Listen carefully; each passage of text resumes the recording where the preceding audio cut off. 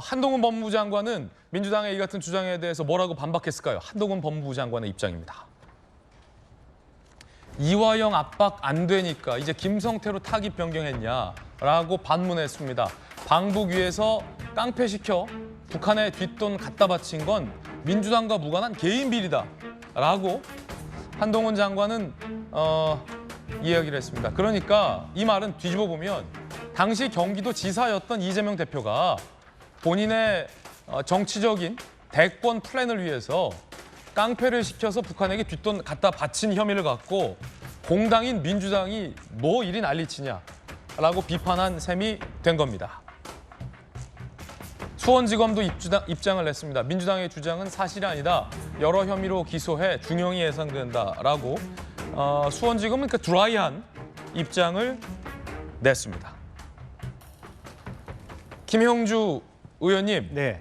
한동훈 장관 주장인데 그러니까 민주당의 이 같은 주장은 좀 무리하다. 그리고 더 쉽게 말하면 민주당이 그때 무슨 일을 이재명 지사에게 있었는지 민주당이 알지도 못하면서 뭐 이러냐 뭐 이런 얘기들도 들려요.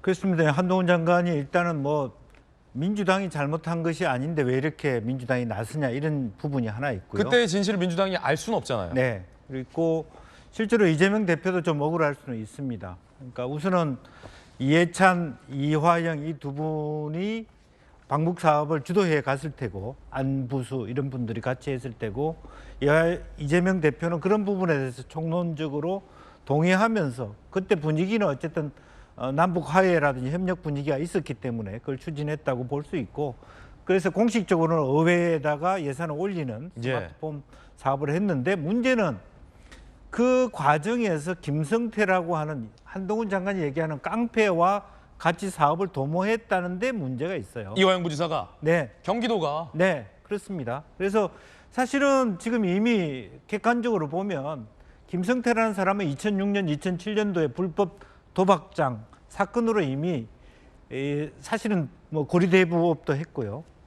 그때 실형을 살지 않았다는 거 좀 눈여겨볼 필요가 있습니다. 그때 이미 폴리 바게닝해서 집행유예로 나온 사람이에요. 그러니까 자기 이익을 위해서는 무슨 정치하는 사람도 아니고 없는 것도 덮어 씌워서 자기를 말하자면 위한 일을 할 수 있는 사람과 그 통일과 평화 사업을 도모했다는 것 자체가 굉장히 큰 실책을 한 거라고 보여지고 또 이화영 부지사는 그런 사람의 돈을 어찌 보면 받아 쓴 거 아닙니까? 사실 일부 시인하기도 했는데. 뭐 법카나 네. 뭐 차량이나 운전기사 등등. 네.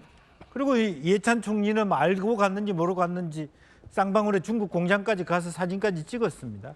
이제 그런 부분으로부터 자유롭지 못하다. 따라서 아까 공동 전범 그 정도의 어찌됐든 간에 그 범위 안에 들어와 있기 때문에 민주당 국회의원들이 뭐 국가보안법 주장을 한다는 것 자체도 상당히 잘 고민해야 될 것 같다. 왜냐하면 이화영이란 뚝이 무너지기 시작했기 때문에 결과적으로 같이 상의했다는 것을 하면 결과적으로 우리가 우리한테 부메랑이 될 수 있다는 생각이 들어요. 그래서 그런 부분에 대해서도 한번 정확하게 이 사건에 대한 누가 먼저 잘못했는지에 대한 부분을 우리가 좀 돌이켜 볼 필요 있다. 저는 그렇게 생각이 듭니다. 예. 김용주 의원님 민주당에 오래전부터 계셨으니까 민주당이 사실 국보법 폐지를 좀 많이 주장해 오지 않았습니까? 국보법 폐지를 많이 주장해 왔었는데 히스토리상 네.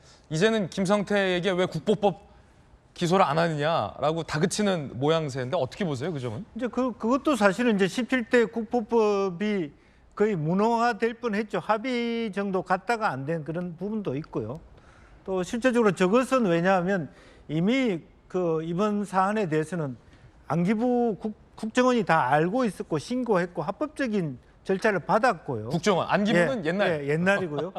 국정원에서 정인으로 나와 있고 했기 때문에 아마 대북 사업에 대해서 국정원에도 다 신고를 했기 때문에 이제 그런 부분에 대해서 검찰도 체크한다고 보여집니다. 그래서 완전히 물론 뭐 돈을 필리핀 카지노에서 밀반출하는 과정은 국정원이 모르게 했을 수는 있지만 전체 이재명 대표와 관련된 사업에 있어서는 또 경기도가 하는 사업에 있어서는 국가와 함께 협의했다는 측면에서는 아마 그런 부분에 대해서 검찰도 조금 더 신중하다 그렇게 봐야 될 것 같습니다. 그렇군요. 앞서서 이제 정혁준 변호사님, 한 가지만 분명하게 체크 부탁드리는데 네네. 민주당이 검수완박을 통과시켰잖아요. 네. 한동훈 장관은 시행령으로 등에 근거하여 검찰이 그래도 마약이나 뭐 조폭 수사 같은 거는 수사를 할 수 있게끔 연명을 하고 있는 상황이잖아요. 네네. 그럼 현 상태 그 검수완박을 통과시켰고 시행령을 발의한 상태에서도 국가보안법 항목은 검찰이 수사할 수 없는 거죠.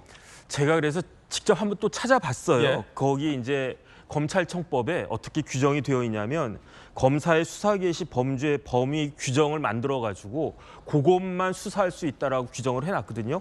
그래가지고 1번이 부패 범죄고 2번이 경제 범죄고 3번이 등이란 말이에요. 기타 범죄. 그런데 부패 범죄 이렇게 쭉 찾아보다 보니까 국가정보원법 22조를 검사가 수사할 수 있다라고 돼 있어요. 예. 그래서 국정원법 22조가 뭐지? 제가 찾아봤더니 그거는 이러한 뭐 국가보안법 수사라고 한 게 아니고 직권남용죄예요. 그러니까 국정원 직원이 뭐 어떤 이렇게 직권남용 해가지고 뭐 고문을 한다든지 뭘 한다든지 그런 거 못하도록 그런 부분들만 검사가 수사할 수 있도록 규정을 한 거지 일반적인 국가보안법은 이제는 내년부터는 국정원에서도 그거 수사 못합니다. 그거는 모조리 다 경찰이 하도록 그렇게 그 규정이 되어 있는데 지금 누군가가 또 이 부분에 대해서 마침 고발을 했대요. 그래가지고 경찰이 김성태 회장에 대해서도 국가보안법 위반 가지고 수사를 할 텐데 제가 곰곰이 생각을 해봤어요. 만약에 제가 변호사였다라고 하면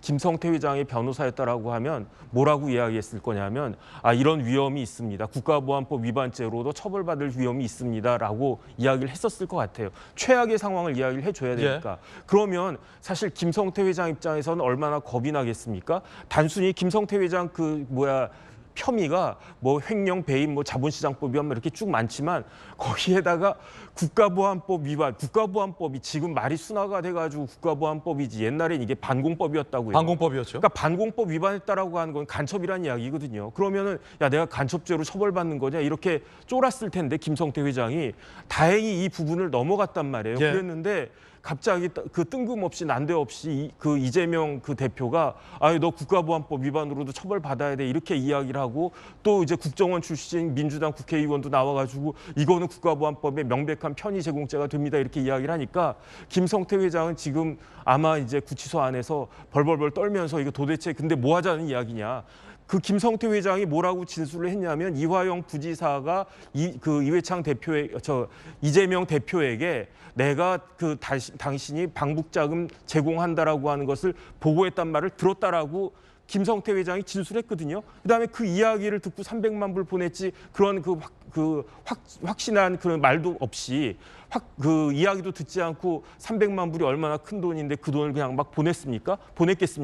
그렇다라고 하면은 김성태 회장 입장에서는 도대체 저 사람은 나랑 똑같은 처지인데 왜 저런 이야기를 갖다가 했을까라고 정말로 희한하게 생각하면서 지금 구치소에서 황당해하고 있지 않을까 하는 생각이 듭니다. 예.